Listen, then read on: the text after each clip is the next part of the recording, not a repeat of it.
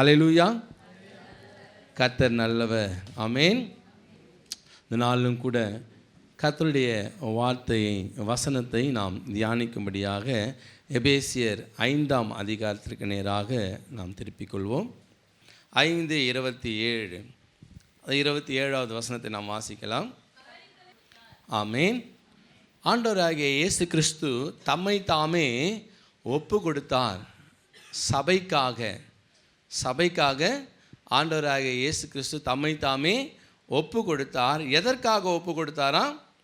கரை திரை முதலானவைகள் ஒன்றும் இல்லாமல் பரிசுத்தமும் பிழையற்றதுமான மகிமையுள்ள சபையாக அதை தமக்கு முன் நிறுத்தி கொள்வதற்கும். ஆமென். சபை ஆண்டவருக்கு முன்பாக எப்படி இருக்கணுமா? எந்த கரையும் என்ன பண்ணக்கூடாது, இருக்கக்கூடாது. அது மாத்திரமல்ல, பரிசுத்தமும் பிழையற்றதுமான, பரிசுத்தமாக இருக்கணும். அந்த சபை எப்படி இருக்கக்கூடாது? பிழையற்றதாக என்ன பண்ணணும், இருக்கணும். அது ஒரு மகிமையுள்ள சபையாக தனக்கு முன்பாக என்ன பண்ணணும், நிற்கணும். ஆமென். அப்போ ஆண்டவர் சபையை எப்படி எதிர்பார்க்குறாரு? கரெக்டாக சொல்லுங்கள். ஆண்டவர் எப்படி எதிர்பார்க்குறாரு? கரைதிரை இருக்கக்கூடாது, பரிசுத்தமாக இருக்கணும், பிழையற்றதாக என்ன பண்ணணும், சபை இருக்கணும். மகிமையுள்ள சபையாக அவர் அதை என்ன பண்ணுவார்? அந்த சபையை மகிமையுள்ள சபையாக அவர் தனக்கு முன்னாடி என்ன பண்ணுவார்? நிறுத்துவார். ஆமென். ஆமாம், அப்படி நிறுத்தணுங்கிறது தான் அவருடைய வாஞ்சை, அதுதான் அவருடைய ஆசை, இல்லையா? சபை என்று சொன்னால் அது யார்? நம்ம எல்லாரும் தான். ஆமென். விசுவாசிகளாகிய நம்ம எல்லாரும் தான் சபை. அப்போ சபை எப்படி இருக்கணுமா? கரை திரை அற்றதாய் இருக்க வேண்டும். கரை என்று சொன்னால் நம்ம எல்லாருக்கும் தெரியும். அழுக்குங்கிறது வேறு. நான் பலமுறை சொல்லியிருக்கிறேன். அழுக்குன்னா என்னது? துணியில் லைட்டாக என்ன பண்ணும், ஒரு அழுக்கு படம், அதை நம்ம துவைச்சா என்ன பண்ணிடும், சில காரியங்கள் துவைச்ச உடனே போயிடும். ஆனால் இந்த கரை இருக்குதுல்ல, கரை, இந்த கரை ஒரு சட்டையில் பட்டுருச்சுன்னு என்ன பண்ணாது, போகவே போகாது. சிலதெல்லாம் நீங்கள் எவ்வளோ தான் போட்டு தேய்ச்சாலும், நீங்கள் எவ்வளோ தான் இந்த அட்வர்டைஸ்மெண்ட்டில் சொல்லுறதெல்லாம் நம்பாதீங்க. என்ன தான் போட்டு துவைச்சாலும் என்ன பண்ணாது, சில கரையெல்லாம் போகவே போகாது, இல்லையா? ஆண்டவர் சொல்கிறாரு, ஒரு சபையுடைய காரியத்தில் என்ன இருக்கக்கூடாது? கரை இருக்கக்கூடாது, கரைப்படக்கூடாது. நம்ம எல்லாரும் இணைந்து ஒரு காரியத்தை என்ன பண்ணுறோம், உற்சாகமாக சபையாக இணைந்து செய்கிறோன்னா அது எப்படி இருக்கணும்? பரிசுத்தம் உள்ளதாக இருக்கணும், பிழையற்றதாக என்ன பண்ணணும், இருக்கணும். நம்ம செய்கிற காரியங்கள் எப்படி இருக்கணும்? பரிசுத்தம் உள்ளதாக இருக்கணும், தேவனுக்கென்று பிரித்தெடுக்கப்பட்டதாக இருக்கணும், தேவனுடைய பார்வையில் அது அங்கீகரிக்கப்பட்டதாக பரிசுத்தமாய் நாம் அதை செய்யணும். சபை பரிசுத்தமாக என்ன பண்ணணும், எல்லாவற்றையும் நடப்பிக்க வேண்டும், செயல்படுத்த வேண்டும். பிழையற்றதாக என்ன பண்ணணும், எப்போ பார்த்தாலும் எல்லாத்துலேயுமே ஒரு மிஸ்டேக்கு, அப்படி இருக்கவே கூடாது. சபை எப்படி இருக்கணுமா? பிழையற்றதாக இருக்கணும், கரைதிரை அற்றதாக என்ன பண்ணணும், இருக்க வேண்டும். சில நேரங்களில் ஒரு வேளை கரை பட்டுடுச்சுன்னா என்ன பண்ணுறது? நல்லா யோசிங்களேன். ரொம்ப சில நேரத்தில் காஸ்ட்லியாக சில ஷர்ட்டெல்லாம் என்ன பண்ணுவோம், எடுப்போம். அதுவும் குறிப்பாக இந்த வெள்ளை சட்டை வந்து ரொம்ப ஜாக்கிரதையாக இருக்கணும். வெள்ளை சட்டை போட்டோன்னாலே கொஞ்சம் எக்ஸ்ட்ரா கேர். சாதாரண டார்க் கலர் ஷர்ட்டோட வெள்ளை கலர் ஷர்ட் போட்டால் கொஞ்சம் கேர்ஃபுல்லாக இருக்கும். ஏன்னா கரை பட்டுடுச்சுன்னா அதுக்கப்புறம் என்ன பண்ண முடியாது, அதை திரும்பவும் நம்ம ஒரு முக்கியமான இடத்துக்கு போட முடியாது. கரை படாத வரைக்கும் அந்த ஒயிட் ஷர்ட்டை போட்டு நீங்கள் எங்கே போகலாம்? எவ்வளோ முக்கியமான ஃபங்க்ஷனுக்கும் நீங்கள் ஒரு ஒயிட் ஷர்ட்டை போட்டு போனீங்கன்னா அது நல்லாயிருக்கும், அழகாக இருக்கும். அதை போட்டு ஒரு மேடையில் கூட போய் நீங்கள் என்ன பண்ணலாம், தாராளமாக நிற்கலாம். ஒயிட் ஷர்ட்டை போட்டுன்னு ஒன்றும் தப்பே இல்லை, இல்லையா? ஆனால் இதே அந்த சட்டையில் ஒரு பெரிய கரை பட்டுச்சுன்னு வச்சிங்களேன், இப்போ உங்களால் தாராளமாக ஒரு ஃபங்க்ஷனுக்கு அதை போட்டுன்னு போக முடியுமா? ஒரு முக்கியமான இடத்துக்கு அதை போட்டு, ஒரு இன்டர்வியூக்கு போட்டுன்னு போவீங்களா? அதை இல்லை அதை போட்டு போய் ஒரு மேடையில் நிற்பீங்களா? முடியாது, இல்லையா? முதல்ல நமக்குள்ளவே ஒரு கில்ட்டி ஃபீலிங்கு இருக்கும், நமக்குள்ளேயே ஒரு விதமான உணர்வு என்ன பண்ணும் இருக்கும்.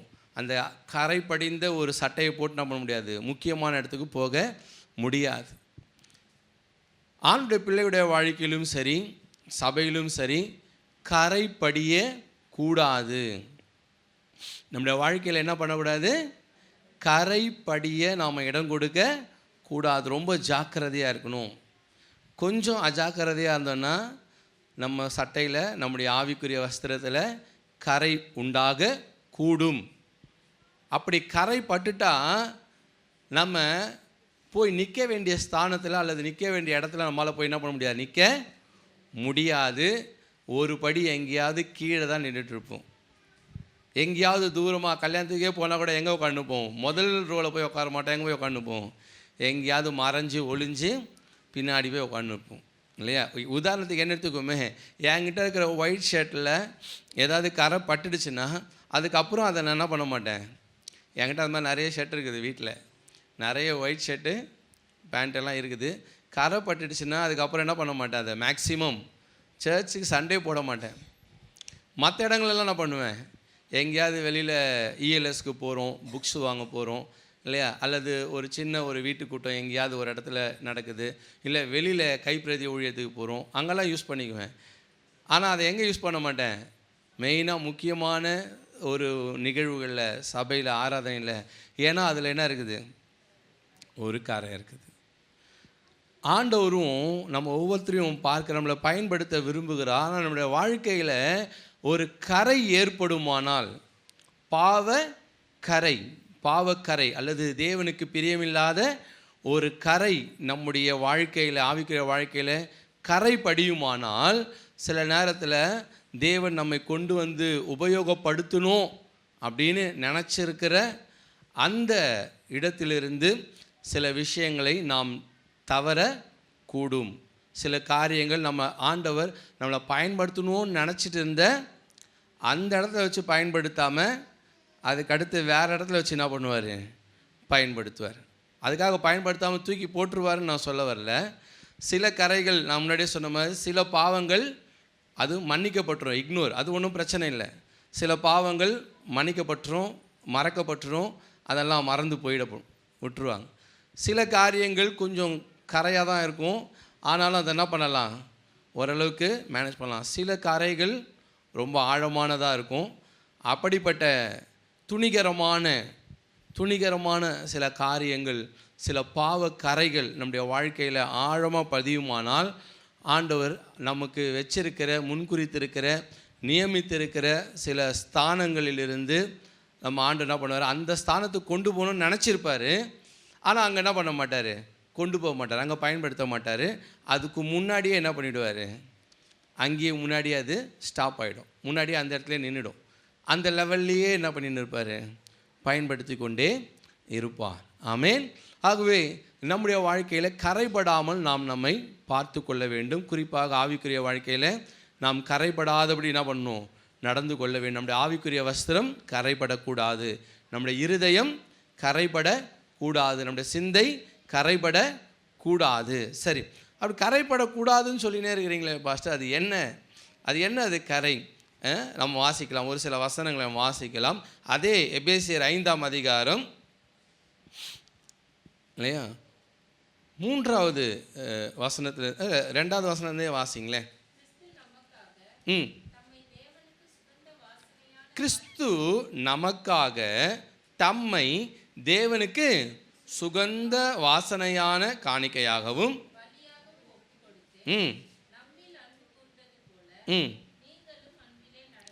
ஆமாம், அவர் தம்மையே ஒப்பு கொடுத்து நம்ம என்ன பண்ணியிருக்காராம், அன்பு கூர்ந்திருக்கிறார். நீங்களும் என்ன பண்ணுங்க, அன்பிலே நடந்து கொள்ளுங்கள். தொடர்ந்து வாசிங்க.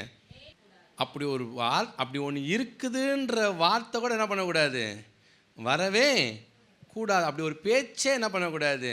அப்படின்னு நினைக்கிறேன், இருக்கும் போல் இருக்குது, இப்படிப்பட்ட பாவம் அவருடைய வாழ்க்கையில் இருக்கும் போல் இருக்குது அப்படின்ற ஒரு பேச்சு கூட என்ன பண்ணக்கூடாது, வரக்கூடாது இல்லையா?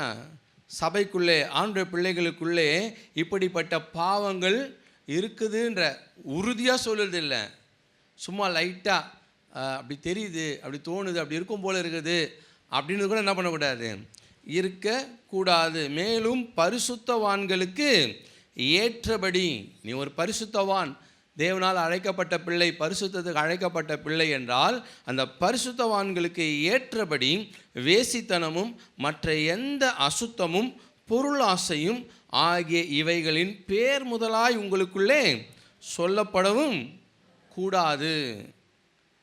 இதெல்லாம் நம்மை கரைப்படுத்துகிற காரியங்கள் இல்லையா? இதெல்லாம் கரைப்படுத்துகிற காரியங்கள். எது என்னை கரைப்படுத்தும் இல்லையா? ஆண்டவர் சொன்னார், எது என்னை தீட்டுப்படுத்தும் என்று யூதர்களுக்குள்ளே இருந்தபோது ஆண்டவர் சொன்னார், உன் வயிற்றுக்குள்ளே போகிறது எதுவும் உன்னை என்ன பண்ண போகிறது கிடையாது, உன்னை தீட்டுப்படுத்தாது.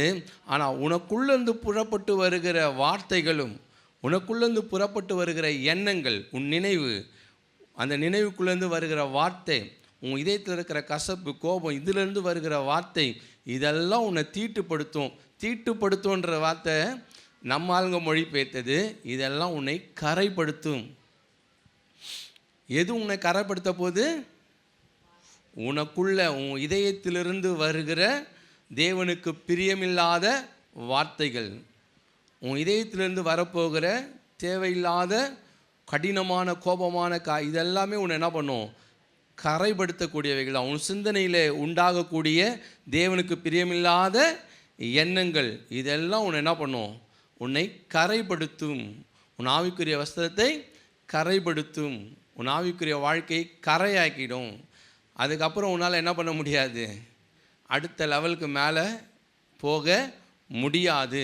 ஆகவே நாம் கரைப்படாதபடி நம்ம என்ன பண்ணணும்? நம்முடைய இருதயத்தையும் நம்முடைய சிந்தையும் கிறிஸ்து இயேசுக்குள்ளாக நாம் காத்து கொள்ள வேண்டும். அதனால தான் பவுல் சொல்லும்போது சொல்கிறார் பிலிப்பியரில் இல்லையா, உண்மை உள்ளவைகள் எவைகளோ, ஆமாம், ஒழுக்கம் உள்ளவைகள் எவைகளோ, புண்ணியம் எதுவோ, புகழ் எதுவோ, நற்கீர்த்தி உள்ளவைகள் எவைகளோ, அவைகளையே என்ன பண்ணுங்க? சிந்தித்து கொண்டுருங்க. வேறு எதையும் சிந்திக்கிறதுக்கு என்ன பண்ணாதீங்க, இடம் கொடுக்காதீங்க. ஏன்னா அதெல்லாம் உங்களை என்ன பண்ணிடும்? கரைப்படுத்திடும். சரி, 4வது வசனத்தை அப்படியே வாசிப்போம். அப்படியே வம்பும் புத்தியீனமான பேச்சும் பரியாசமும் தகாதவைகள் ஸ்தோத்திரம் செய்தலே தகும் இல்லையா? எது தகும், எது தகாது? தகாதுன்னா ஒரு கிறிஸ்தவனுக்கு இது தகுதியானது அல்ல. ஒரு கிறிஸ்தவன் இதை செய்யக்கூடாது. ஏன்னா இதெல்லாம் செய்யும்பொழுது என்ன உண்டாகும்? உன் வஸ்திரம் கரைப்படும், உன் ஆவிக்குரிய வாழ்க்கை கரைப்படும். எதெல்லாம் செய்யக்கூடாது? வம்பு, சும்மானா வம்பு இழுக்கிறது இல்லையா? வம்பு இழுக்கிறதுனா என்னது? ஒரு வார்த்தைக்கு மறு வார்த்தை பேசி அதை அப்படியே அதை கேட்பானா, நான் வீணாக வம்பு இழுக்கிறியான்னு கேட்பாங்க. நம்ம ஒன்று சொன்னால் அவங்க ஒன்று சொல்லி என்ன பண்ணுறது? அப்படியே அதை பில்டப் பண்ணி கொண்டு வருது, வம்பு இழுக்கிறது. இந்த வம்பு, புத்தியீனமான பேச்சு, புத்தியீனமான பேச்சு. அதுதான் தாவீது சொல்கிறார், ஆண்டவரே என் உதடுகளுக்கு என்ன பண்ணுங்க? காவல் வைங்க ஆண்டவரே. நான் எதையும் என்ன பண்ணக்கூடாது? பேசக்கூடாது. நிறைய நேரத்தில் ஜபிக்கும் போது நான் அதிகமாக அதை ஜபிக்க உண்டு. ஆண்டவரே என் உதடுகள் என்ன பண்ணுங்க? காவல் வைங்க. வசனம் சொல்லுது, ஞானம் விளங்க உன் உதடுகளை என்ன பண்ணு? தர. நீ பேசுனா அது எப்படி இருக்கணும்? ஞானமாக பேசணும். இல்லையா என்ன பண்ணக்கூடாது? பேசக்கூடாது. ஞானமாக பேச இல்லையா? பேசாமே அமைதியாக இருந்துருவோம். பேசுனா ஞானமாக என்ன பண்ணுவோம்? பேசுவோம். பொறுமையோடு அன்போடு கூட பேசுவோம். அதுக்கு தான் நம்ம அதிகமாக என்ன பண்ணணும்? ஜெபிக்கணும். புத்தியீனமான பேச்சும் பரியாசமும் தகாதவைகள். பரியாசம் பண்ணுது, மற்றவர்களை பரியாசம் பண்ணுவது. அவங்களுக்கு தெரியாது, எனக்கு தான் தெரியும். மற்றவர்களை கீழே தட்டி பேசுறது, தரம் தாழ்ந்து பேசுவது, அல்லது அவங்கள கமெண்ட் பண்ணி பேசுறது, அவங்கள பற்றி வேறு ஏதாவது என்ன பண்ணுறது, இல்லாதவைகளை பேசுவது, பரியாசம் பண்ணுவது இல்லையா? இயேசு கிறிஸ்து சிலுவையில் தொங்கி கொண்டிருந்த போது நிறைய பேர் என்ன பண்ணாங்க? பரியாசம் பண்ணாங்க. ஆண்டவர் சொன்னார், இவர்கள் செய்கிறது என்னதென்று தெரியாமல் செய்கிறாங்க, பிதாவே இவர்களுக்கு மன்னியும். பரியாசம். அவர் ஏன் தோங்குறாரு? எதுக்காக தோங்குறாரு இல்லையா? என்ன ஒரு நோக்கத்தோடு தோங்குறாரு? அது எவ்வளோ பெரிய செயல் என்பது தெரியாமல் இவங்க என்ன பண்ணியிருந்தாங்க? பரியாசம் பண்ணி கொண்டு இருந்தாங்க. இன்றைக்கும் நிறைய பேர் தான் பண்ணுவாங்க. நம்ம ஏன் செய்கிறோம், எதுக்காக இதை செய்கிறோம், இதுக்கு பின்னாடி என்ன நோக்கம் இருக்குது, தேவ சித்தம் எதுவுமே தெரியாது. சும்மா மேலாட்டம் பார்த்துட்டு என்ன பண்ணுது? உடனே அதை ஒரு கமெண்ட் பண்ணுது, உடனே அதை பரியாசம் பண்ணுது, உடனே அதுக்கு ஒரு கமெண்ட்ஸ் என்ன பண்ணுது? இஷ்டத்துக்கு பாஸ் பண்ணுது. வசனம் சொல்லுது, இவைகள் எல்லாம் தகாதவைகள், வம்பும் புத்தியீனமான பேச்சும் பரியாசமும் தகாதவைகள், ஸ்தோத்திரம் செய்தலே தகும். எல்லாத்துலேயும் ஸ்தோத்திரம் சொல்லிவிட்டு, ஸ்தோத்திரம் ஆண்டவரே அல்லேலூயான்னு சொல்லிட்டு என்ன பண்ணிகிட்டே இருக்கணுமா? போய்கிட்டே இருக்கணும். ஆண்டு பிள்ளைகளுக்கு எது தகும், எது தகுதியானது, எதை செய்யணும், ஸ்தோத்திரம் சொல்லிட்டு போயினே இருக்கணும். நான் சொல்லணும், ஸ்தோத்திரம் ஆண்டவரே, நீங்களே என்ன பண்ணுங்க, எல்லாத்தையும் பார்க்குறீங்க அப்படின்னு சொல்லிட்டு போயிட்டே இருக்கணும். அவ்வளோதான். ரைட். ஆகவே இதெல்லாம் என்ன செய்யும்? நம்முடைய ஆவிக்குரிய வாழ்க்கையை கரைப்படுத்தும். எதை ஆண்டவர் செய்ய வேணாம் அப்படின்னு சொல்கிறாரோ அதுக்கு மிஞ்சி நம்ம எதை செய்கிறோமோ அதெல்லாம் தான் நம்மளை என்ன பண்ணும்? கரைப்படுத்துகிற காரியமாக இருக்குது. கரை என்று சொன்னால் நம்மளே சொன்னேன், அந்த மார்க் சில நேரத்தில் நம்ம லைஃப்லேருந்து போகவே போகாது. நீங்கள் நிறைய விஷயங்கள் செஞ்சுருப்பீங்க. இப்போ கூட உங்கள் கண்களை மூடி நீங்கள் ஒரு நிமிஷம் யோசிச்சிங்கன்னா சில விஷயங்கள் மட்டும் ஒரு சில மாதங்களாகியும் ஒரு சில வருஷங்களாகியும் ஒரு சில காரியங்கள் மட்டும் அப்படியே உங்கள் மனசில் ஆழமாக இன்னும் நின்றுக்கிட்டே இருக்கும் இல்லையா? சில விஷயங்கள்லாம் போன வாரம் நடந்திருக்கும், அதை கூட நம்ம மறந்துட்டுருப்போம். ஆனால் ஒரு சில காரியங்கள் 3 மாதம் இருக்கும், 4 மாதம் இருக்கும், ஆனால் அது இன்னும் நம்ம மனசில் அப்படியே ஆழமாக இருக்கும் இல்லையா? சில விஷயங்கள் சில வருஷங்கள் ஆனாலும் அது ஆழமாக அப்படியே நிற்கும். அதெல்லாம் தான் கரை. அது எத்தனை வருஷம் ஆனாலும் அப்படியே என்ன பண்ணும்? ஆழமான ஒரு காரியமாக அப்படியே பதிஞ்சிருக்கும். அந்த கரைகள் மிகவும் ஆபத்தானவைகள் இல்லையா? அது நாம் பேசின காரியமாக இருக்கலாம், அல்லது மற்றவர்கள் பேசின காரியமாக இருக்கலாம். எதுவாக இருந்தாலும் உடனே அதை என்ன பண்ணி ஆகணும்? உடனே அதை ரிமூவ் பண்ணி ஆகணும். ஆமென். கர்த்தர் நல்லவர். சரி, அப்படியே தொடர்ந்து 5வது வசனம் வாசிங்க. இவங்கெல்லாம் எங்கே போகிறது கிடையாது? பரலோக ராஜ்யத்துக்குள்ளே எங்கே போக மாட்டாங்க? அதுவும் இங்கே குறிப்பாக தேவனுடைய ராஜ்யமாகிய கிறிஸ்துவின் ராஜ்யம். ஆமென். அது யாருடைய? தேவனுடைய ராஜ்யம். யாருடைய ராஜ்யம்? தேவனுடைய ராஜ்யமாகிய கிறிஸ்துவின் ராஜ்யத்திலே இவர்கள் சுதந்திரம் அடைவதில்லை என்று அறிந்திருக்கிறீர்களே. இவங்களாம் எங்கே போக மாட்டாங்க? கண்டிப்பாக பரலோக விபச்சாரக்காரனாவது, அசுத்தனாவது, விக்கிரக ஆராதனைக்காரனாகிய பொருளாசை காரனாவது தேவனுடைய ராஜ்யமாகிய கிறிஸ்துவின் ராஜ்யத்திலே சுதந்திரம் அடைவதில்லை என்று அறிந்திருக்கிறீர்களே. இந்த பொருளாசைக்காரன் என்பதும் அடிக்கடி நிறைய இடத்துல வந்துகிட்டே இருக்கும். ஏன்னா மற்ற ரெண்டும் நான் ரொம்ப ஸ்ட்ரெஸ் பண்ண விரும்பலை. விபச்சாரக்காரன், அசுத்தன் இல்லையா, இதை நான் ஸ்ட்ரெஸ் பண்ணல. இதை நீங்கள் அழகாக என்ன பண்ணிடலாம், ஈஸியாக நீங்கள் புரிஞ்சுக்கலாம் அந்த விஷயத்தை. ஏற்கனவே அது உங்களுக்கு நான் ரொம்ப விளக்கணும்னு இல்லை. ஆனால் இந்த பொருளாசைக்காரன் மட்டும் நிறைய நேரத்தில் நிறைய பேருக்கு என்ன பண்ண மாட்டேங்குது, ரொம்ப புரியுறதே இல்லை. எத்தனை முறை அதை நம்ம திரும்ப திரும்ப ரிப்பீட் பண்ணாலும், எத்தனை முறை சில காரியங்களை நம்ம கேட்டாலும், எத்தனை முறை அந்த வசனத்தை நம்ம வாசித்தாலும், இந்த பொருளாசைக்காரன் என்பதை நம்ம என்ன பண்ணதில்லை, நிறைய நேரத்தில் கொஞ்சம் தவறி விட்டுடுறோம் இல்லையா? அதை என்ன பண்ணுங்கள், நல்லா தியானிங்க. இந்த பொருளாசைக்காரன் என்பதை நல்லா தியானிங்க. ஏன்னா அநேக வசனங்களை புதிய ஏற்பாட்டில் நிறைய வசனங்களில் திரும்ப திரும்ப ரிப்பீட் ஆகுது. பொருளாசைக்காரர் எங்கே போகிறது கிடையாது? பரலோக ராஜ்யத்துக்குள்ளே போவதில்லை. பொருளாசை, அது வேணும், இது வேணும், இது வேணும், அது வேணும், இது வேணும், அது வேணும். அவனுக்கு திருப்தியே அடையாது பாருங்கள்.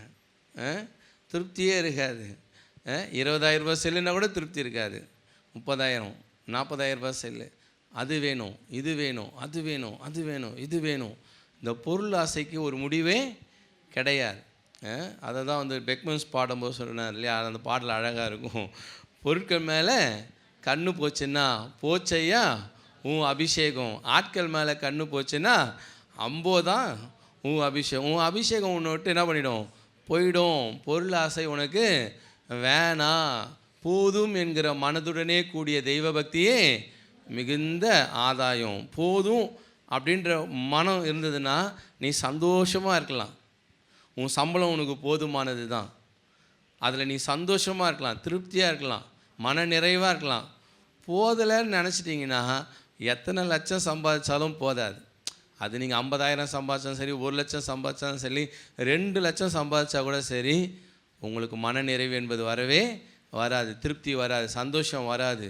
முறுமுறுப்பும் சஞ்சலமும் குறை கூறுதலும் அங்கே இருந்து கொண்டே இருக்கும்.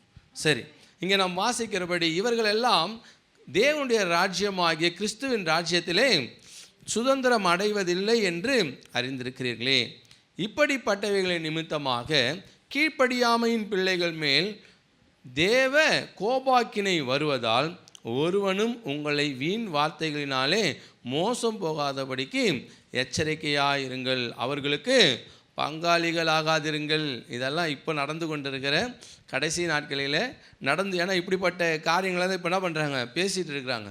பொருளாசைக்கு என்ன பண்ணிகிட்டு இருக்காங்க, பயங்கரமான பிளெஸ்ஸிங்ஸை ரிலீஸ் பண்ணுறேன் இல்லையா, பிளெஸ்ஸிங்ஸை ரிலீஸ் பண்ணுறேன்னு சொல்லிட்டு நம்மளை வேறு விதத்தில் என்ன பண்ணிகிட்டு இருக்கிறாங்க, நம்மளை கட்டிகிட்டு இருக்கிறாங்க. ஒரு விதத்தில் ஆவிக்கிற விதத்தில் நம்முடைய கண்களை அவர்கள் குருடாக்கி கொண்டிருக்கிறாங்க, கட்டி கொண்டிருக்கிறாங்க. வசனம் தெளிவாக சொல்லுது, அவர்களுக்கு பங்காளிகள் ஆகாதிருங்க. அவங்களோடு கூட போய் என்ன பண்ணாதீங்க, அப்படிப்பட்ட கூட்டத்தில் போய் சேர்ந்துடாதீங்க. முற்காலத்திலே நீங்கள் அந்தகாரமாய் இருந்தீர்கள், இப்பொழுதோ கர்த்தருக்குள் வெளிச்சமாய் இருக்கிறீர்கள், வெளிச்சத்தின் பிள்ளைகளாய் நடந்து கொள்ளுங்கள். ஆமேன்.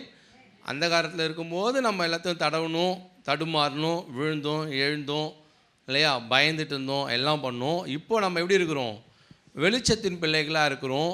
இப்போவும் நம்ம என்ன பண்ணக்கூடாது, வெளிச்சத்தின் பிள்ளைகளாக இருக்கும்போது, வெளிச்சத்தில் நடக்கும்போது, கையில் வசனம் இருக்கும்போது, ஆவியானவர் இருக்கும்போது, ஜபம் இருக்கும்போது, நல்ல வார்த்தை இருக்கும்போது நம்ம என்ன பண்ணக்கூடாது, தடுமாறி தள்ளாடி விழக்கூடாது. அப்படி விழுந்தனா அது அதோடைய மோசம். இருட்டில் இருக்கும்போது நான் தடுமாறினேன்னா சரி பரவாயில்ல, இருட்டில் இருக்கும்போது நான் தள்ளாடினம் பாஸ்டர்னா சரி பரவாயில்ல, விழுந்துட்டேன்னா பரவாயில்ல. வெளிச்சத்தின் பிள்ளைகளாக நம்ம மாறின பின்பதாகவும், வேத வசனமாகிய வெளிச்சம் நம்ம கையில் பெரிய டார்ச் லைட் இருக்குது, பெரிய வெளிச்சம் என்ன பண்ணுது கையில் இருக்குது, நம்மளை சுற்றி ஒரு வெளிச்சம் என்ன பண்ணுது, பிரகாசிக்குது. வசனம் சொல்லுது, அவருடைய வசனம் என் கால்களுக்கு தீபமாக இருக்கிறது, என் பாதைக்கு அது வெளிச்சமாக இருக்குது. அப்படி ஒரு வெளிச்சம் நமக்கு முன்னாடி இருக்கும்போதே நம்ம தடுமாறி விழுந்தோன்னு சொன்னால் அது நம்மள தான் ஏதோ ஒரு குறை. ஆமேன். சரி, ஆகவே இப்படி ஆண்டு பிள்ளைகள் எப்படிப்பட்டவர்களாக இருக்கக்கூடாது, கரை படிந்தவர்களாக இருக்கக்கூடாது, கரை படிந்தவர்களாக இருக்கக்கூடாது. தாவீதுடைய வாழ்க்கையில் ஏற்பட்ட கரை, தாவீதுடைய வாழ்க்கையில் ஏற்பட்ட கரை, அந்த கரையை தாவீது செஞ்ச பாவம், இரத்தக்கரை இல்லையா. உரியாவை கொலை செய்த இரத்தக்கரை யார் கையில் இருக்குது, தாவீதின் கையில் அந்த கரை இருக்குது. கர்த்தர் என்ன பண்ணுறாங்க, கடிந்து கொண்டார். இது தாவீதுடைய வாழ்க்கையில் ஒரு கரை படிந்த சம்பவம். அவன் தேவனுடைய மனிதன் தான், தேவனுடைய பிள்ளை தான், ஆண்டவருக்கு பிரியமானவன் தான். ஆனால் அவனோட வாழ்க்கையில் ஒரு கரை படிந்தது. அது கரை அப்படியே தான் இருக்குது. இன்றைக்கு வரைக்கும் நம்ம தாவீதுடைய ட்ரெஸ்ஸை பார்க்கும்போது அந்த ட்ரெஸ்ஸில் ஒரு பெரிய கரை இருக்கிறது நமக்கு அப்பட்டமாக தெளிவாக என்ன பண்ணுது, தெரியுது. அது என்ன பண்ணலை, போகலை. அது நிமித்தம் தேவன் தாவீதை கடிந்து கொண்டார் என்று பார்க்கிறோம். தாவீதுடைய வாழ்க்கையில் தலைமுறையாக ஒரு சாபம் வந்தது என்றும் பார்க்கிறோம். அப்போது அந்த கரை, தாவீதை ஆண்டவர் வந்து தேவாலயம் கட்டணும்னு சொல்லி கேட்கும்போது, நீ தேவாலயம் என்ன பண்ண வேணாம், எனக்கு கட்ட வேணாம் அப்படின்னு சொன்னார். எதுக்காக கட்ட வேணாம்னு சொன்னார், உன் கைகளில் என்ன இருக்குது, ரத்தம் இருக்குதுன்னு சொன்னார். ஆமேன். அது என்ன ரத்தம், அது என்ன ரத்தக்கரை தாவீது கையில் இருந்தது, உரியாவின் மனைவி தான் கிடையாது. ஆண்டவர் அதை மென்ஷன் பண்ணலை. ஏன் அதை சொல்லலை, நான் அவ்வளோ ஸ்ட்ராங்காக உறுதியாக சொல்கிறேன்னா, ஆண்டவர் தாவீதை பார்த்து தேவாலயம் கட்ட வேணாம் அப்படின்னு சொன்னது முன்னாடி நடந்தது. 2 சாமுவேல் 7ஆம் அதிகாரம், 2 சாமுவேல் 7ஆம் அதிகாரத்தில் நம்ம வாசிக்கும் பொழுதே அப்போவே நாத்தான்வேல் வந்து என்ன பண்ணிட்டாரு, தாவீதுகிட்ட பேசும்போது நீ கட்ட வேண்டாம், இதை யார் கட்டுவா, சாலமோன், ஆமாம், இதுக்கு பின்பதாக ஒரு உன் பிள்ளை என்ன பண்ணுவான், கட்டுவான் அப்படின்னு சொல்லிட்டு போயிட்டார். அதுக்கப்புறம் 2 சாமுவேல் 11ஆம் அதிகாரத்தில் தான் இந்த உரியாவின் சம்பவமே என்ன பண்ணுது, நடக்குது. அதுக்கு முன்னாடியே ஆண்டவர் தாவீதை என்ன பண்ணான், நீ கட்ட வேணாம்னு சொல்லிட்டாரு. ஏன்னா அதுக்கு முன்னாடி தாவீது யுத்த மனுஷனாய் இருந்தான். யுத்தத்தில் அநேகரை என்ன பண்ணியிருந்தார், கொண்டிருந்தார். தனக்கென்று தனிப்பட்ட விதத்தில் வஞ்சகமாக பழி தீர்த்து தாவீதை யாரையாவது கொண்டு வந்தாரா, பர்சனல் வெஞ்சன்ஸ், தனிப்பட்ட விதமாய் யாரையாவது பர்சனல் வெஞ்சன்ஸில் தாவீது கொன்னார். ஒரு இடத்துல கொன்னார் இல்லையா. எதுக்காக கொன்னார் அப்படின்னு சொன்னால், பெலிஸ்தர்களை போய் ஒரு 100 பேர் என்ன பண்ணார், தாவீது அவங்களுடைய நுனித்தோலை வெட்டி கொண்டு வந்தான் என்று பார்ப்போம். அவனுடைய திருமணத்திற்காக அது சவுல் வச்ச ட்ராப் இல்லையா. சவுல் தன்னுடைய மகளை திருமணம் செய்து கொடுப்பதற்கு, தாவீதுக்கு திருமணம் செய்து கொடுப்பதற்கு, நான் என் மகளை உனக்கு திருமணம் செஞ்சு கொடுக்கணுன்னா என்ன பண்ணணும், பெலிஸ்தருடைய ஒரு 50 நுனித்தோலை என்ன பண்ணணும் கொண்டு வரணும்னா இவர் என்ன பண்ணுறாரு, டபுளாகவே என்ன பண்ணுறாரு எடுத்துகிட்டு வர்றார். இது ஒரு விதத்தில் நம்ம எடுத்துக்கிட்டால் அது பர்சனலாக தனக்காக தாவீது செஞ்சார்னு கூட எடுத்துக்கலாம். ஆனாலும் அதை தான் ஆண்டவர் அங்கே மென்ஷன் பண்ணுறாருன்னு இல்லை. தாவீது ஒரு யுத்த மனுஷனாய் இருந்தான். அவன் கைகளில் ரத்தம் இருந்தது. யுத்தத்தில் வந்த ரத்தம் ஒரு நியாயமானது தானே அப்படின்னு நம்ம சொன்னாலும் கூட அது மாம்சீகமாக பார்க்கும் பொழுது, மாம்சீகமாக அவன் ஒரு யுத்த மனுஷன். அவன் கரங்களில் அநேகரை யுத்தத்தில் கொன்ற இரத்தக்கரை இருக்குது. இது மாம்சீகமாக அது தவறில்லை என்றாலும் ஆவிக்குரிய பிரகாரமாக ஆண்டவர் என்ன பண்ணிட்டாரு, இல்லை வேணாம் அப்படின்னு சொல்லிட்டார். அது கர்த்தர் தனக்கென்று ஒரு ஆலயத்தை கட்டும்பொழுது இல்லையா, அவருடைய ஸ்டாண்டர்டில் என்ன சொல்லிட்டாரு, வேணான்னு சொல்லிட்டார். சரி, ரைட், ஓகே. தாவீதுடைய மேலே இருந்த கரை நமக்கு தெரியும். அது பத்சபால் இடத்துல தாவீது செய்தது நிமித்தமாக, உரியாவை கொன்றது நிமித்தமாக. தாவீது என்ற கேரக்டரை நம்ம எடுக்கும் பொழுதே என்னதான் 99% நம்ம தாவீதை புகழ்ந்தாலும் அந்த 1% அந்த வெள்ளை சட்டையில் ஒரு சின்ன கருப்பு புள்ளி இருக்க தான் செய்யுது, அந்த கரை இருக்க தான் செய்யுது. சரி, மோசையின் வாழ்க்கையில் ஒரு கரை இருந்தது இல்லையா, மோசையின் வாழ்க்கையில் ஒரு கரை இருந்தது. அந்த கரை மோசையுடைய ஆசீர்வாதத்தை என்ன பண்ணுச்சு, தடை செய்தது இல்லையா. நம்ம வாசிக்கலாமா? என்னாகமும் 20ஆம் அதிகாரம்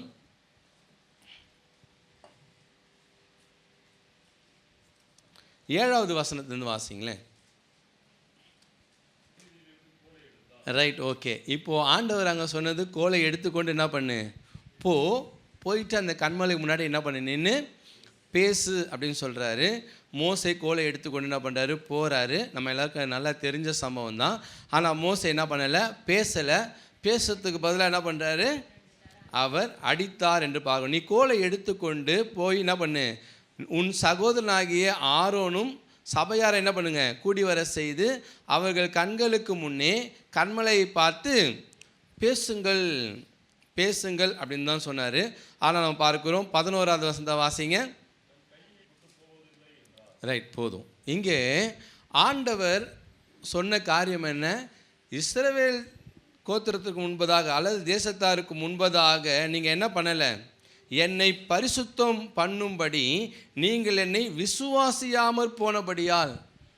இதை ஆண்டவர் எப்படி பார்க்கிறாரு, அவிசுவாச செயலாக பார்க்கிறார். மோசையை ஆண்டவரை எந்த அளவுக்கு விசுவாசித்தவர் நமக்கு நல்லா தெரியும். தேவனோடு கூட முகமுகமாய் பேசக்கூடிய ஒரு கிருபை பெற்ற ஒரு மனிதனாய் மோசே இருந்தார். ஆரோனும் கூட தேவனுடைய மகா பரிசுத்த ஸ்தலத்துக்குள்ளே பிரவேசிக்கிற ஒரு மனிதன். ஆனால் ஆண்டவர் சொல்கிறாரு, கண்மலையை பார்த்து என்ன பண்ணணும், பேசணும் அப்படின்னு சொல்லும்பொழுது மோசைக்குள்ளே என்ன வரல, விசுவாசம் வரல. பேசுனா எப்படி என்ன பண்ணும், தண்ணி வரும். ஏற்கனவே என்ன பண்ணியிருக்கிறோம், கண்மலையை நம்ம கோளில் தட்டினப்போ தண்ணி வந்தது அனுபவத்தில். இப்போ திரும்ப என்ன பண்ணுவோம், போய் தட்டுவோம். தட்டினோன்னு என்ன பண்ணிடும், வந்துடும். அப்போது ஆண்டவர் அங்கே என்ன பண்ணுறார், மோசையை கடிந்து கொள்ளுகிறார். இது மோசையுடைய வாழ்க்கையில் இது ஒரு கரை தான். ஏன்னா எப்போ மோசையை எடுத்துக்கொண்டாலுமே கூட மோசை குறித்து நம்ம எல்லாமே சூப்பராக என்ன பண்ணுவோம், ஃப்ரம் த பிகினிங் மோசையுடைய வல்லமை பராக்கிரம் அவருடைய எல்லாத்தையும் நம்ம பேசிட்டே இருந்தாலும் கடைசியாக மோசையுடைய வாழ்க்கையில் ஒரு ஃப்ளா, ஒரு சின்ன குறை அல்லது ஒரு தவறு, ஒரு கரை என்று சொல்லி பார்த்தால் அது என்ன, இந்த இடத்துல அவர் தேவனை விசுவாசிக்காமல் அவிசுவாசமாய் அவர் செயல்பட்டது. மோசை என்ன பண்ணுறாரு, அவிசுவாசமாய் அங்கே செயல்படுகிறார். கண்மலை என்ன பண்ணுறாரு, அடிக்கிறார். இது நிமித்தம் கர்த்தர் அங்கே மோசை என்ன சொல்கிறாரு, நீ கானானுக்குள்ளே நீயும் உன் சகோதரனாகிய ஆரோனும் 2 பேரும் எங்கே போகிறது கிடையாது, கானானுக்குள்ளே நீங்கள் பிரவேசிப்பது இல்லை அப்படின்னு சொல்லிட்டார். சரி, இப்போ நல்லா யோசிச்சுங்க. இந்த சம்பவம் நடக்கும்போது மோசைக்கு எத்தனை வயசு, 80, 90, 100, 110, 120 கிட்ட ஆயிடுச்சு மோசைக்கு இந்த சம்பவம் நடக்கும்போது இல்லையா. ஏன்னா முதல் தடவை கண்மலை அடிக்கும்போது அது அவங்க செங்கடலை கடந்து வந்த முதல் சம்பவம். ஆனால் இது பார்த்தீங்கன்னா மோசேனுடைய இறுதி கட்டத்துக்கு என்ன பண்ணிட்டாரு, கிட்டத்தட்ட 40 வருஷம் கிட்ட இவங்க கடந்து வந்ததுக்கப்புறமா நடக்கிற ஒரு சம்பவம். கிட்டத்தட்ட அந்த சம்பவத்துக்கும் இந்த சம்பவத்துக்கும் நடுவில் இடைப்பட்ட காலம் 40 வருஷம் அப்ராக்சிமேட்டாக. ஏன் அது சொல்கிறேன்னா, இந்த சம்பவத்துக்கு இதே சம்பவத்துக்கு அடுத்த இந்த பேராகிராஃபில் வாசிச்சிங்கன்னா ஆரோனுடைய மரணம் இருக்கும். ஆரோன் 125 வயது உள்ளவனாய் மரணம் அடைந்தான். இந்த பேசேஜுக்கு இதே என்னாகமம் 20 இதை தொடர்ந்து நீங்கள் பின்னாடி வாசிச்சிங்கன்னா வாசிப்போமா, 20-22 வாசிங்க. இதே அதிகாரம் 22வது வசனத்தை வாசிங்க. ரைட், போதும். இங்கே பார்க்கும் பொழுது இந்த 20ஆம் அதிகாரத்தினுடைய முதல் பகுதி தான் நம்ம வாசித்தோம். 2 பேரும் போய் என்ன பண்ணாங்க, கண்மலையை அடித்தாங்கன்னு பார்க்குறோம். அதனுடைய அடுத்த பின்பகுதி 24வது வசனத்தை பார்க்குறோம். ஆரோன் மரிக்கும்படியாக ஓர் மலை மேலே என்ன பண்ணுறாரு, ஏறுறாரு. அப்போ ஆரோனுக்கு இப்போ என்ன வயசு, 125 வயது ஆரோன் மரிக்கும் பொழுதே. அப்போ யோசிங்களேன், இந்த சம்பவம் எப்போ நடக்கலை, செங்கடலை பிளந்து வந்த உடனே நடந்த ஒரு சம்பவம் கிடையாது. கிட்டத்தட்ட இவங்க வனாந்தரத்தில் நடந்து 40 வருஷம் கிட்ட கானான்கிட்ட என்ன பண்ணிட்டாங்க, வந்துட்டாங்க, கிட்டத்தட்ட வந்துட்டாங்க. அடுத்ததாக எங்கே போகணும், கானானுக்குள்ளே நுழையணும். அதை நுழையிறதுக்கு முன்னாடி ஃபைனலாக நடக்கிற சம்பவம் தான் இது. அந்த ஃபைனல்னு சொல்ல முடியாது, இன்னும் கொஞ்சம் இதுக்கப்புறமா பார்த்தீங்கன்னா இன்னும் ஒரு சில ஆண்டுகள், மேபி இன்னும் ஒரு 5 வருஷம், இல்லை இதுக்கப்புறமா இன்னும் ஒரு 7 வருஷம் அந்த மாதிரி. மோசேவே என்ன பண்ணார், நம்ம நினைக்கிறோம்லாம் 120 தான் மோசே இறந்தார் நம்ம நினைப்போம். மோசே 125 வயசுன்னு சொல்லி என்ன பண்ணுறாங்க வேத பண்டிதர்கள். 125 வயதில் தான் மோசே என்ன பண்ணார், மரித்தார் என்று ஒரு சிலர் என்ன பண்ணுறாங்க கணக்கிடுறாங்க. ஆரோன் எத்தனை வயசில் மரித்தார் நமக்கு தெரியல. ஆனால் இந்த சம்பவம் இவர்கள் கானானுக்குள்ளே நுழைவதற்கு ஒரு சில வருடங்களுக்கு முன்பதாக என்ன பண்ணுது நடக்குது. ஒரு சில வருடங்களுக்கு முன்பாக நடக்குது. கிட்டத்தட்ட அவங்க வந்துட்டாங்க. அப்ராக்சிமேட்லி நான் சொன்னது அப்ராக்சிமேட்டாக 35 வருஷத்துக்கு மேலே என்ன பண்ணிட்டாங்க. முதல் சம்பவத்துக்கும் 2வது சம்பவத்துக்கும் அவ்வளோ கேப் இருக்குது. சரி, ரைட். இப்போ இங்கே மோசே என்ன பண்ணிட்டாரு, அதை கோலால் அடித்து விட்டார். இப்போ நல்லா யோசிக்கணும். மோசே தான் ஆண்டுடைய பிளான் படி மோசே தான் யாரை உள்ளே கொண்டு போகணும், ஜனங்களை கானானுக்குள்ளே வழி நடத்தி கொண்டு போகிற பிளான் யாருடையது, யார் தான் கொண்டு போகணும், மோசே தான் கொண்டு போகணும். அதுதான் ஆரம்பத்தில் ஆண்டுடைய பிளான். ஆனால் மோசே இங்கே இந்த தப்பு செஞ்சதுனால இப்போ பிளான் அப்படியே மாறுது. இப்போது ஆண்டவர் சொல்கிறாரு, நீ இந்த தவறை செய்ததுனால நீ என்ன பண்ண மாட்ட, உள்ளே நீ நடத்த மாட்ட. அதுக்கு பதிலாக யார் நடத்துவா, யோசுவா நடத்துவார். ஆரோன் முன்னாடியே இறந்துட்டார். யோசுவா அந்த பிளான் என்ன பண்ணுவான், எக்ஸிக்யூட் பண்ணுவான் அப்படின்னு சொல்லிட்டார். அதான் ஆரம்பத்திலே சொன்னேன், நம்முடைய வாழ்க்கையில் தேவனுக்கு பிரியமில்லாத காரியங்களை நாம் செய்து ஒரு கரை இல்லையா, இது ஒரு சாதாரண மிஸ்டேக் கிடையாது. சாதாரண மிஸ்டேக்கை ஆண்டவர் என்ன பண்ணியிருப்பார், மோசே தானே நம்ம பையன் தானே என்ன பண்ணியிருப்பார், அது வேறு மாதிரி போயிருக்கும். ஆனால் இது ஒரு சாதாரண மிஸ்டேக் கிடையாது. ஒரு பெரிய தவறை என்ன பண்ணுறார் மோசே செய்யும் பொழுது அது ஒரு கரையாக என்ன பண்ணுது மாறுது. ஆண்டவர் சொல்கிறாரு, இதை என்னால் என்ன பண்ணவே முடியாது, இதை என்னால் மன்னிக்க முடியாது, இதை என்னால் இக்னோர் பண்ண முடியாது. மோசே போய் மன்றாடுறார் ஆண்டவர்கிட்ட, ஆண்டவரே இந்த தவறை எனக்கு என்ன பண்ணுங்க, எனக்கு மன்னிங்க, என்னை மன்னித்து கானானுக்குள்ளே போகிறதுக்கு எனக்கு என்ன பண்ணுங்க, அனுமதி கொடுங்கன்னு மோசே கேட்குறாரு. ஆனால் ஆண்டவர் சொல்கிறாரு, இந்த காரியத்தை குறித்து நீ திரும்ப என்கிட்ட என்ன பண்ணக்கூடாது, நீ பேசக்கூடாது அப்படின்னு சொல்லிட்டார். இதை குறித்து திரும்ப என்கிட்ட என்ன பண்ணாத, பேசாத, நான் சொன்னது தான் அப்படின்ட்டார். அப்படின்னா என்ன, சில காரியங்கள் அது கரையாக அது மாறிடுச்சுன்னு சொன்னால் அவருடைய விளைவுகளை தான் நம்ம என்ன பண்ணுறோம் பார்க்குறோம். அப்போது கானானுக்குள்ளே வழி நடத்த வேண்டியது யார் தான், மோசே தான் வழி நடத்தியிருக்கணும் இஸ்ரவேல் ஜனங்களை. அப்போனா யோசிச்சு பாருங்களேன், ஒருவேளை மோசே இஸ்ரவேல் ஜனங்களை கானானுக்குள்ளே நடத்தி இருந்தார் அப்படின்னா கானானுக்குள்ளே போன உடனே மோசே மரித்துட்டு இருப்பாரா, மரித்திருக்க மாட்டார். அங்கே கொஞ்ச நாள் என்ன பண்ணியிருப்பார், கர்த்தருடைய ஆசீர்வதிக்கப்பட்ட கானான் தேசத்தில் இருந்திருப்பார். அப்போ அவருடைய வயசு இன்னும் எவ்வளோ எக்ஸ்டெண்ட் ஆகிருக்கும். இங்கேயே முன்னாடியே 120 மோசே மரித்துட்டார்னு நம்ம பார்க்குறோம். அதுக்கு பின்பதாக கானானுக்குள்ளே போய் கானானுக்குள்ளே கொஞ்ச நாள் இருந்து மோசே மரித்து இருந்தார்னு வச்சுக்கோமே, எக்ஸ்ட்ராவாக ஒரு எத்தனை வருஷம் இருந்திருக்கலாம், ஒரு அப்ராக்சிமேட்டாக ஒரு 10 வருஷம் கூட வச்சுக்கோங்களேன். 130 வரைக்கும் மோசே இருந்திருப்பார் இல்லையா, இருந்திருக்கலாம். ஆனால் இந்த தவறு நிமித்தமாக நீ கானானுக்குள்ளே பிரவேசிக்க மாட்டேன்றதுனால முன்னாடியே ஆண்டவர் எங்கே நிறுத்திட்டார், யோர்தானுக்கு இப்புறத்திலே நிறுத்தி அங்கேயே அந்த மலை மேலே என்ன பண்ணார், அங்கேயே மோசையை எடுத்துட்டார். அங்கேயே மோசை எடுத்துட்டார். இதில் நம்ம பார்க்குற காரியம் என்ன, ஒன்று மோசையால் கானானுக்குள்ளே போக முடியாமல் போச்சு. ஒருவேளை கானானுக்குள்ளே மோசே ஜனங்களை வழி நடத்தி கொண்டு போயிருந்தால் ஜனங்களுக்கு தேசங்களை பங்கிட்டு கொடுக்குற காரியத்திலிருந்து மற்ற காரியங்கள்லாம் ஒழுங்குபடுத்தி சீர்படுத்தி முடிச்சுட்டு மோசையை மறித்திருந்தால் இன்னும் மோசையுடைய ஆயுசு என்ன பண்ணியிருக்கலாம், இன்னும் ஒரு சில ஆண்டுகள் நீண்டிருக்கலாம். யாருக்கு தெரியும், ஒரு வேளை 3:40 நடத்தின்னு வந்த ஆண்டவர் 4வது 40க்கு கானானில் வச்சு இருந்திருக்கலாம். ஏன்னா மோசே மலை மேலே ஏறும்போது மோசையுடைய பலன் குன்றி போகவில்லை, கண்கள் மங்களடையவில்லை, எதுவுமே இல்லை. மோசை எப்படி இருக்கிறாரு, நல்லா அவர் கண் பார்வை தெளிவாக இருக்குது, நல்லா என்ன பண்ணுறாரு, நல்லா ஹெல்த்தியாக தான் அவர் என்ன பண்ணுறாரு மேலே இருக்கிறார்.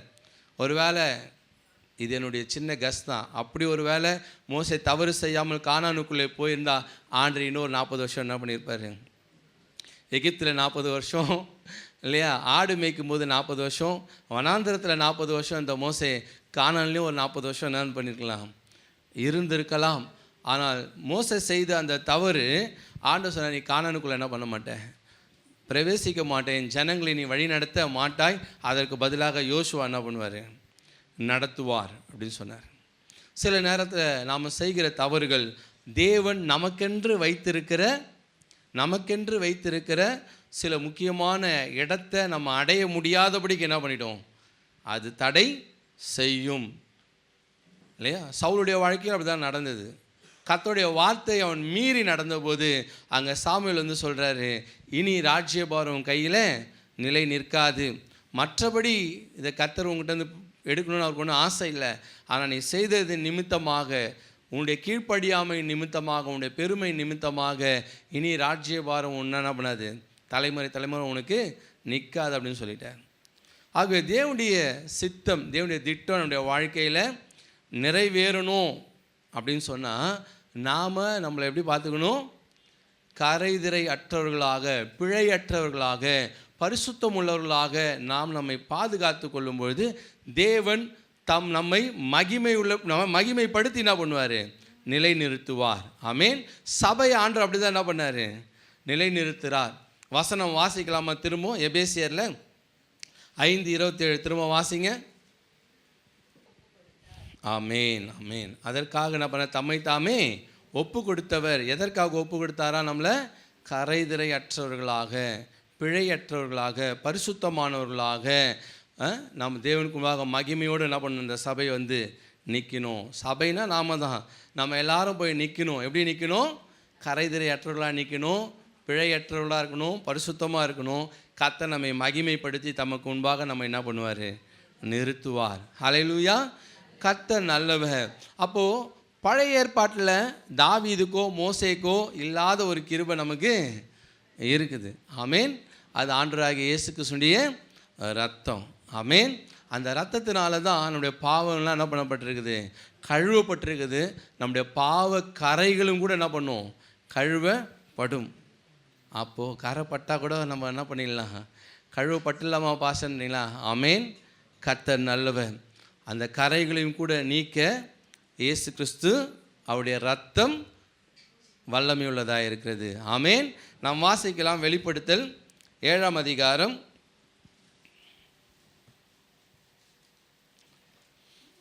13வது வசனத்தை வாசிங்க.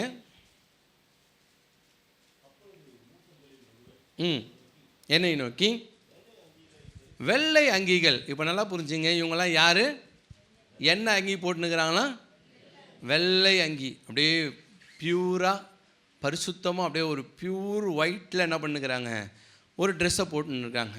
இந்த வெள்ளை அங்கியை பார்த்தோன்னா நம்ம சொன்னோம், இவங்களுக்கு மட்டும் கரையே படலையா, இவங்களாம் உலகத்தில் தான் வாழ்ந்தாங்களா, இல்லை வேறு எங்கன்னா மண்ணுக்கடியில் புதஞ்சு கெஞ்சு வாழ்ந்தாங்களா, இவங்க ட்ரெஸ்ஸு மட்டும் எப்படி கரைப்படாமல் இவ்வளோ வெள்ளையா, இவ்வளோ பரிசுத்தமாக ஜொலிக்குது இந்த ட்ரெஸ்ஸு, இவங்க அங்கி மட்டும் இப்படி பல பலன்னு இருக்குது, இவங்களும் மனுஷங்க தானே, இவங்க மட்டும் தப்பே செஞ்சுருக்க மாட்டாங்களா, இவங்க மட்டும் பாவமே செஞ்சுருக்க மாட்டாங்களா, இவங்க மட்டும் கரையே பட்டிருக்காதா இல்லையா அப்படின்னு நமக்கு தோணும். ஆனால் அதுக்கான விடை நமக்கு அடுத்த வசனத்தில் இருக்குது. வாசிங்க 14வது வசனம்.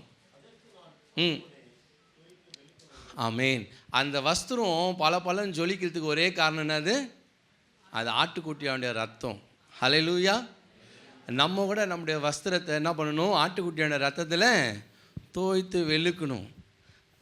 நம்ம தவறுகள் என்ன பண்ணுறோம்? செய்கிறோம், மிஸ்டேக்கு பண்ணுறோம். நம்மக்கிட்ட குறைகள் உண்டு, குற்றங்கள் உண்டு, பலவீனங்கள் உண்டு. ஆனால் அதை அப்படியே நம்ம மறைக்கக்கூடாது. பாவங்களை மறைக்கிறவன் வாழ்வடைய மாட்டான். அவைகளை அறிக்கை செய்து விட்டு விடுகிறவனோ இரக்கம் பெறுவான். இரக்கம் பெறுவான். நம்முடைய வஸ்திரத்தை நம்ம என்ன பண்ண முடியும்?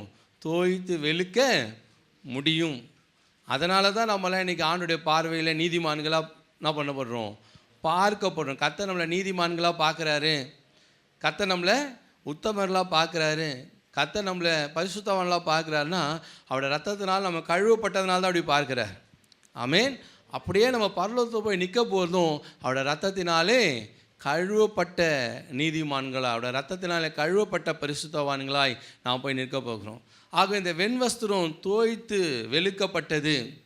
அது உங்களுடைய வெண்வஸ்திரம்லாம் கரை பட்டிருக்கலாம். நான் கரையே படலைன்னு சொல்லவே மாட்டேன். கரை படுது. கரை என்ன பண்ணுது? படுது இல்லையா? நம்ம சட்டையிலலாம் கரை படலை. ஆவிக்குரிய வஸ்திரம் கரையே படலை. நான் ரட்சிக்கப்பட்ட நாள்லேருந்து இன்றைக்கி வரைக்கும் என் ஆவிக்குரிய வஸ்திரம் அப்படியே பர்ஃபெக்டாக பளிச்சுன்னு பரிசுத்தமாக இருக்குதுன்னு என்ன பண்ணலாம்? யாராவது ஒத்து சில சொல்லலாம். ஆனால் அநேகருடைய வஸ்திரத்தில் சில கரைகள், சில குறைகள், சில பிழைகள் எல்லாம் இருக்கலாம். ஆனால் ஆண்டவருடைய இரத்தத்தினாலே அவைகள் கழுவப்பட வேண்டும், தோய்த்து வெளுக்கப்பட வேண்டும்.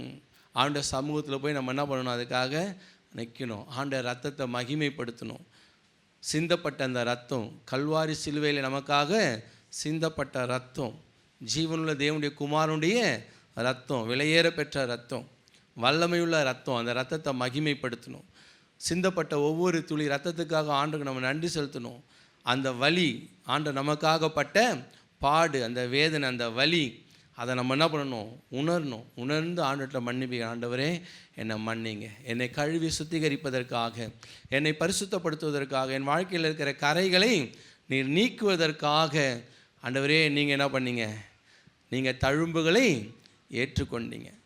நம்ம சரீரத்தில் இருக்கிற, நம்முடைய ஆவிக்குரிய வஸ்திரத்தில் இருக்கிற அந்த கரையை நீக்குவதற்கு ஆண்டவர் தம்முடைய சரீரத்தில் நீங்காத தழும்புகளை ஏற்றுக்கொண்டார். ஆமென். ஆமாம், கரை கூட போயிடும். ஆனால் சரீரத்தில் அடிப்பட்ட ஆழமான காயங்களினாலே உண்டாகிற தழும்புகள் இருக்குல்ல, இந்த தழும்புகள் போகவே போகாது. ஆழமான தழும்புகள், ஆழமான காயங்கள், கிறிஸ்துவனுடைய சரீரத்தில் ஏற்பட்ட அந்த ஆழமான தழும்புகள், அந்த காயங்கள், அதிலிருந்து வழிந்த ரத்தம்தான் நம்முடைய ஆவிக்குரிய வஸ்திரத்தில் இருக்கிற கரைகளை போக்குகிறது. ஆமென். ஆகவே நாம் ஆண்டவருக்கு நன்றி செலுத்தணும், ஆண்டவருக்கு மகிமையை செலுத்தணும். ஆண்டவரே எனக்காக நீர்ப்பட்ட காயங்கள், அந்த தழும்புகள், உம்முடைய தழும்புகளாலே நாங்கள் சுகமாகிறோம், குணமடைகிறோம். அப்படின்னா வெறும் சரீர பிரகாரமான சுகம் மாத்திரமல்ல, வெறும் சரீர பிரகாரமான ஒரு ஆரோக்கியம் மாத்திரமல்ல, அவருடைய தழும்புகளாலே நம்முடைய ஆத்துமாவிலே சுகம் உண்டாகிறது, நம்முடைய ஆத்துமாவிலே ஒரு ஆரோக்கியம் உண்டாகிறது, நம்முடைய ஆத்துமாவினுடைய காயங்கள் எல்லாம், இருதயத்தின் காயங்கள் எல்லாம் ஆற்றப்படும். இதுக்கெல்லாம் காரணம் அவர் நமக்காகப்பட்ட காயங்கள், தழும்புகள். அதனால தான் வெளிப்படுத்தல வாசிக்கும்போது ஆண்டவர் அங்கே வரும்போது அடிக்கப்பட்ட வண்ணமாக இருக்கிற ஆட்டுக்குட்டியானவர், அவருடைய சரீரத்தில் அந்த காயங்கள், அந்த தழும்புகள், அது அப்படியே என்ன பண்ணும்? இருக்கும் இல்லையா? அநேகர் ஆண்டுடைய தரிசனத்தை பார்க்கும்போது அவருடைய ஆணி பாய்ந்த கரங்கள், அந்த தழும்புகள் இன்னும் என்ன பண்ணுது? இருக்குது. அந்த தழும்பு அவருடைய சரீரத்தில் ஒரு ஆழமான காயத்தினால் உண்டான தழும்புகள். அந்த தழும்புகளாலே நாம் சுகம் அடைகிறோம். அந்த வலியை நம்ம உணர்ந்து ஆண்டுகிட்ட மன்னிப்பீங்க. ஆண்டவரே என்னுடைய ஆவிக்குரிய வஸ்திரம் கரையற்றதாய், ஆண்டவரே அது பரிசுத்தப்படுவதற்காக, அந்த கரைகளை நீக்குவதற்காக நீங்கள் உங்களுடைய சரீரத்தில் என்ன பண்ணீங்க? தழும்புகளை ஏற்றுக்கொண்டீங்க, ஆழமான காயங்களை நீங்கள் எனக்காக ஏற்றுக்கொண்டீங்க. ஆண்டவரே உமக்கு நான் மகிமையை செலுத்துகிறேன். என்னுடைய வஸ்திரத்தில் இருக்கிற கரைகளை என்ன பண்ணுங்க? நீக்கி போடுங்க. எல்லா பாவ கரைகளையும் நீக்கி போடுங்க, என்னை பரிசுத்தமாக்குங்க ஆண்டவரே. அவரே நம்மை பரிசுத்தப்படுத்துகிற கர்த்தர்னு வசனம் சொல்லுது. ஆமென். அவர் நம்மை பரிசுத்தப்படுத்துகிற கர்த்தர். நம்ம வேதத்தில் வாசிக்கிறோம், தேவனுடைய சமூகத்திலேருந்து அக்கினி அது தொட்டு என்ன பண்ணுறாரு, நாவில் வைக்கிறார். வச்ச உடனே அவங்க என்ன பண்ணுறாங்க, அவர் தொட்டால் பரிசுத்தம்தான். ஆமென். அவர் பார்த்தா அவங்க பரிசுத்தம் ஆகிடுவாங்க. ஆவாங்களா இல்லையா? ஆண்டவர் சகேவியை பார்த்தாரு. பார்த்த மாத்திரத்தில் அவன் உள்ளத்தில் மாற்றம், அவன் பழைய பாவ வாழ்க்கையெல்லாம் மாறி அவன் பரிசுத்தமாய் மாறினான். ஆமென்.